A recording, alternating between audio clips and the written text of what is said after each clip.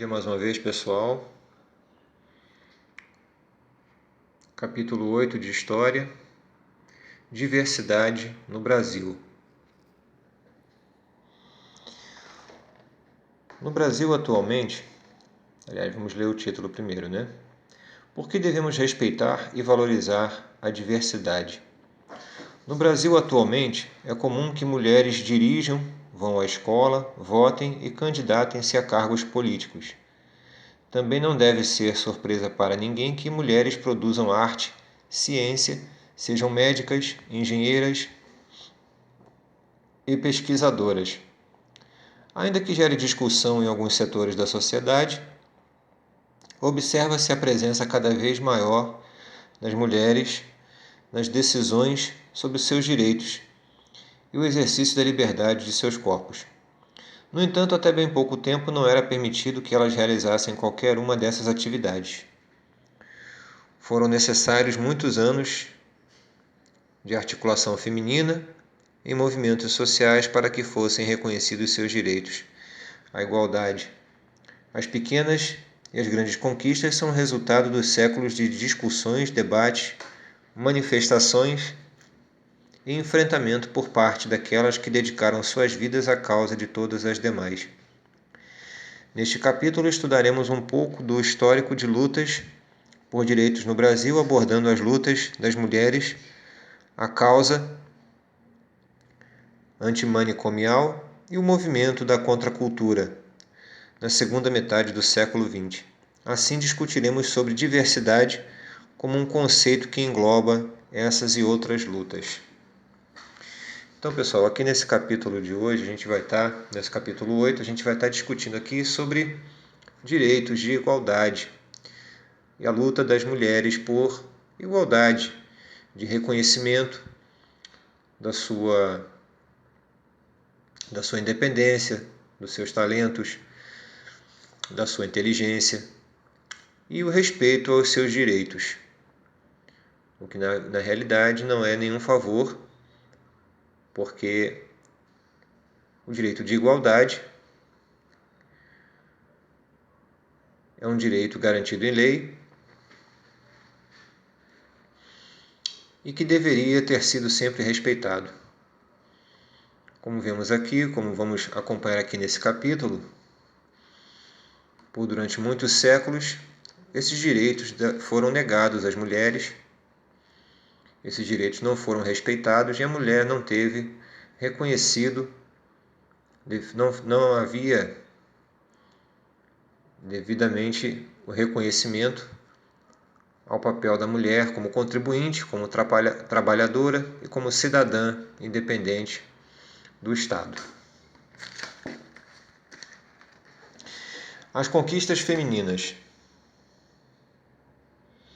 Ao longo da história do Brasil, os direitos conquistados pelas mulheres se deram em contraposição à estrutura social criada desde os tempos coloniais. Então, ou seja, pessoal, desde que o Brasil era uma colônia, desde o tempo em que o Brasil foi descoberto por Portugal, quando o Brasil era uma colônia,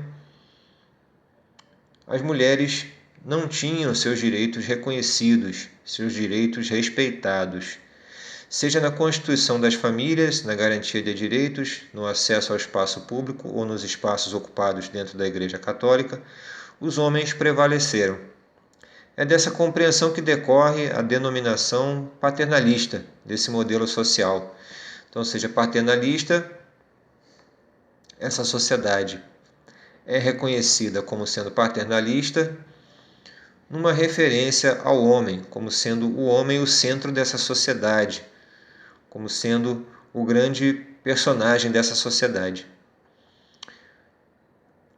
desse modelo social. Trata-se de uma sociedade organizada com base na figura do pai, do homem como provedor no espaço privado e como responsável pelo espaço público, em detrimento da figura da mãe, da mulher, do gênero feminino como um todo. Em detrimento quer dizer colocando a mulher como um coadjuvante, colocando a mulher em segundo plano nessa sociedade paternalista. Mesmo quando as mulheres começaram a alcançar alguns direitos, como o de estudar, elas o fizeram ainda sob restrições. Em 1827, no decreto que criou o ensino elementar no Brasil, Dom Pedro I permitiu a construção de escolas femininas nas cidades e vilas mais populosas. Mas além de estudarem em escolas separadas, as meninas recebiam uma educação com conteúdo restrito, em comparação ao que era ensinado aos meninos. E a maioria de suas disciplinas era voltada para atividades domésticas e religiosas. Então nós vemos aqui, pessoal, que as mulheres elas eram educadas para ser donas de casa, para ser senhoras do lar. E não recebiam a mesma educação que os homens, não recebiam ensino técnico, ensino superior, não poderiam, por exemplo, se formar em engenheiras, advogadas, médicas. Quando em 1832 a intelectual e poetisa Nísia Floresta publicou o livro intitulado Direito das Mulheres e Injustiça dos Homens, ela dirigiu-se diretamente à estrutura paternalista reivindicando a igualdade entre gêneros, um ideal muito à frente de sua época. Quando esse livro sai, é lógico que ainda demoram muitas décadas para que os direitos das mulheres sejam reconhecidos. Levaria muitas décadas para que apenas em 1879 as mulheres conquistassem o direito de frequentar as universidades. Então nós vemos aqui que, na verdade, as mulheres só alcançam esse objetivo de poder estudar e se formar numa faculdade em 1879. É sabido também que esse grupo só garantiu o seu direito ao voto em 1932, sob o governo provisório de Getúlio Vargas. Então, quer dizer, ainda demorou mais tempo para que a mulher ela pudesse votar também, pudesse participar do processo democrático, do processo eleitoral, pudesse escolher os seus candidatos e votar naquele candidato em que ela quisesse. O direito ao voto só saiu em 1932.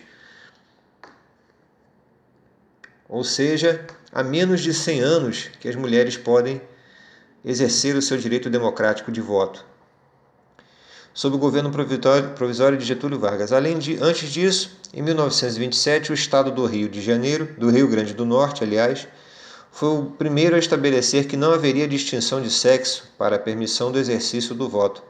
Graças a isso, em 1928, na cidade de Mossoró, houve o primeiro registro de voto feminino, o de Celina Guimarães Viana.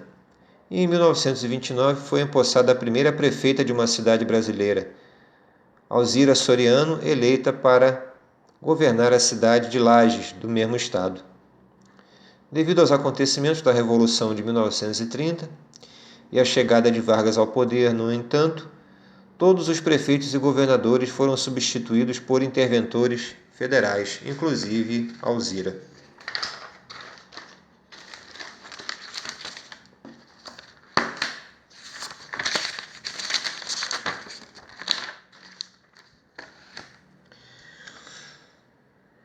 Até 1962, quando o Estatuto da Mulher Casada foi criado, mulheres não podiam trabalhar sem a autorização dos seus maridos. Também não tinham direito à herança ou pedir guarda dos seus filhos em caso de separação.